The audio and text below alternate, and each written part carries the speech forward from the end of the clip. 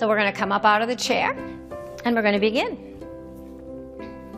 So I'm just going to move this chair a little bit to the side. I'm going to stand in the middle of my mat here.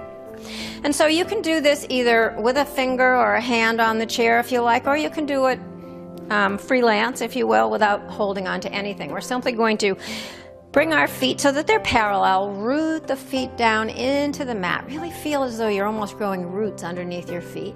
Really feel grounded here. And we're simply going to rock forward and back. You may want to do this with your eyes closed. So you're just getting a sense of where your weight is distributed in your feet. Where do you feel best? So we're just rocking back and forth. And then stopping right where you feel really, really balanced from front to back. And then we're going to rock a little bit from side to side. And see how that feels.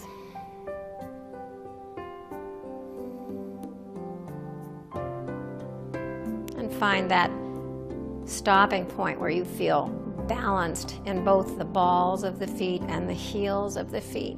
Lift your kneecaps slightly, draw your belly in, and let those strings on your sternum and the crown of the head draw you up. Roll your shoulders up and back. So we're in mountain pose, standing mountain pose. It's a nice, strong, balanced posture all on its own. But we're going to begin by bringing ourselves onto one leg. So the weight's going to come into the left foot. And then just bring I'm stuck to my mat. I'm going to get my feet unstuck to my mat. And then I'm going to bring my weight into my left foot, get really tall through the left side, and come onto the toes of the right foot. Staying here perhaps, which would be just fine, or lifting that leg up. Lifting the leg up, flexing the foot. So you want energy to be going through that foot. It's not just kind of dangling here. It's really working. It's part of this posture. And then bring your hands together. And breathe. So to find real stability, you want to find a dristi, which is a little spot maybe in front of you on the floor that doesn't move. Rest your awareness there. And then bring that foot down to meet the left. Bringing the weight into the right side, we're going to come onto the toes of the left foot. Get really long through that right side. Maybe the hands are at the heart, maybe you're touching the chair. It's okay, wherever you are, you are. You're still working these muscles in this right leg, even if you're holding onto a chair. So don't be feeling bad if you have to hold on, it's okay. This is my wobbly side, so I'm going to stay touching the chair. I'm going to lift that foot, flex the foot. And I'm going to find that dristi, that point in front of you that doesn't move. Maybe I let go of the chair. And then maybe I come back to it. Always breathing. The breath gives you some suppleness. It allows you to stay balanced, even though you're wobbling a little bit. And then bring that foot down, maybe pedal the feet out. So we have to practice balance. It's so important to practice balance as we age, because whether we like it or not, that skill, I guess you'll call it, tends to fade with age, especially if we don't practice it. And falls are a big factor in breaking hips, winding up in the hospital, doing all those things that we really don't want to have happen to us. So if we practice our balance, we can really help protect ourselves from that. And one of the things that's very good to do is to practice moving from side to side, landing on a bent knee, because I'm just going to show you an example. I'm going to come to the side, my leg is bent, and I'm just moving from side to side, landing on a bent leg. So what happens if you get practiced in doing this? It's a little harder. Well, you have more recovery time. If you start to lose your balance, you have a little more recovery time with a little bit of bounce in that side. So we're just going to go from side to side. If your leg is straight, it's a lot easier to lose your balance. So just practicing going from side to side. You can do it to music. It really is fun. Just bouncing from side to side. And then coming to stillness, we're going to bring our weight again into our left leg.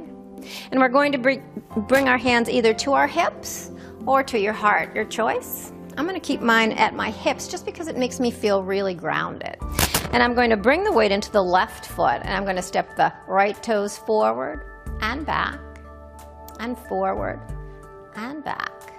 So I'm touching my toes as I move forward and back. And once I feel a sense of rhythm and stability, I'm going to let those toes float. So they're not touching the ground. And then I'm going to bring my arms into play. So you can bring your arms into play if you like as well. So the arms will go in the opposite direction of the leg. So the leg is back, the arm is forward.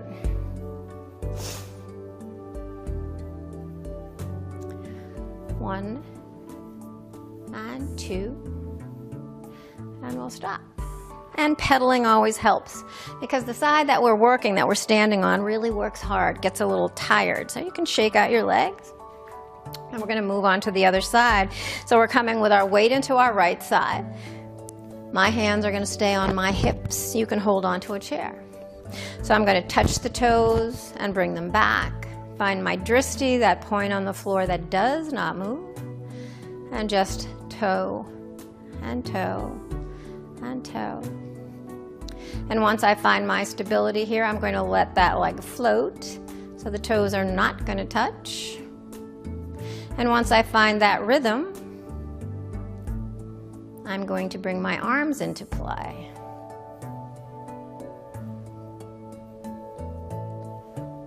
Ooh, a little wobbly, but I'm going to stay upright.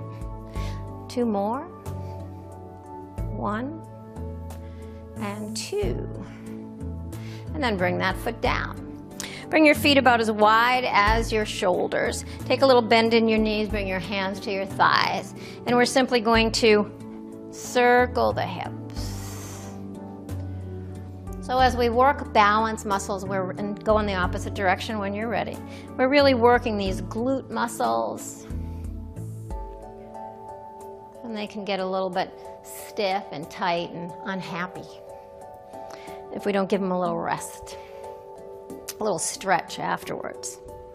So we're going to do a pose called Warrior 3, and you can use a chair for this. It's also a balance pose. So we're going to start with our body facing the chair. Step the right foot forward and the left foot back. Lift the heart, and as you bend into that front leg, come onto the toes of the back foot. You can keep this chair here for support. You can actually let your torso rest on the top of the chair. Bring your hands to your heart. Again, you're finding a dristi. That back lifted leg is active and engaged. The foot is flexed, and the heel is pressing back. You can even bring your hands down to the seat of the chair for support if you need to. Keep breathing. And then bending into that front leg, step back to Warrior 1.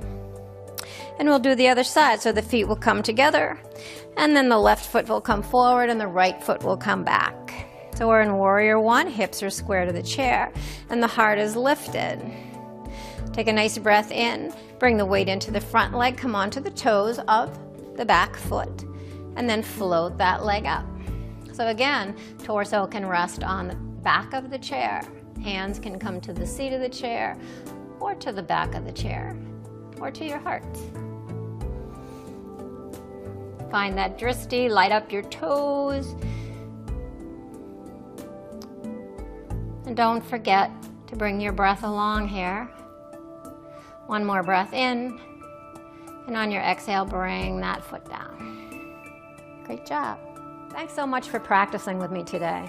If you know of someone who might benefit from this practice, I hope you'll share it with them by hitting the share button below. A link to this video and other information about the benefits of practicing yoga can be found on my Facebook page, and that link is also shown below. I encourage you to share your feedback as well. Tell me what areas of your body I could focus on that would help you.